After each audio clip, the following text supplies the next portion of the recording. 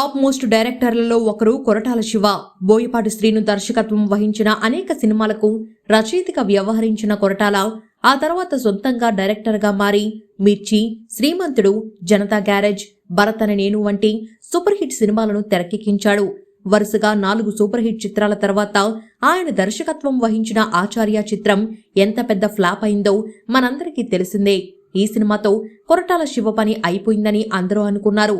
కానీ జూనియర్ ఎన్టీఆర్ ఆయనకి దేవరా చిత్రానికి దర్శకత్వం వహించే అవకాశం ఇచ్చాడు.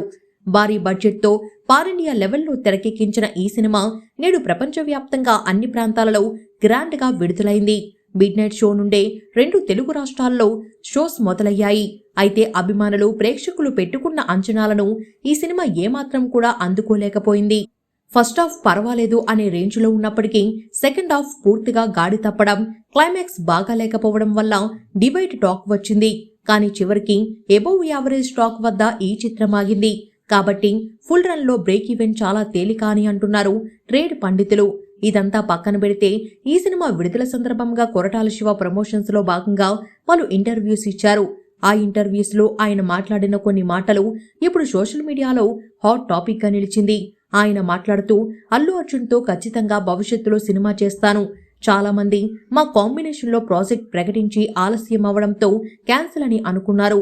అల్లు అర్జున్తో తీయాల్సిన సినిమాని ఎన్టీఆర్తో దేవరగా తీశారని అన్నారు. కానీ అందులో ఎలాంటి నీచం లేదు. దేవర కథ వేరే, అల్లు అర్జున్తో చెయ్యబోయే సినిమా వేరే అంటూ చెప్పుకొచ్చాడు. ఇండస్ట్రీలో మీరు దాదాపుగా అందరి స్టార్ హీరోలతో సినిమాలు చేసేశారు.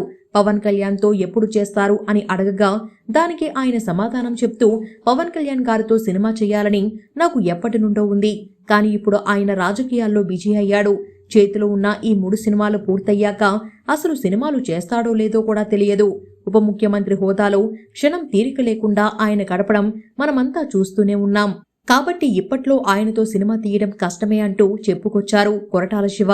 ఆయన మాట్లాడిన మాటలు ఇప్పుడు సోషల్ మీడియాలో వైరల్ అయ్యాయి.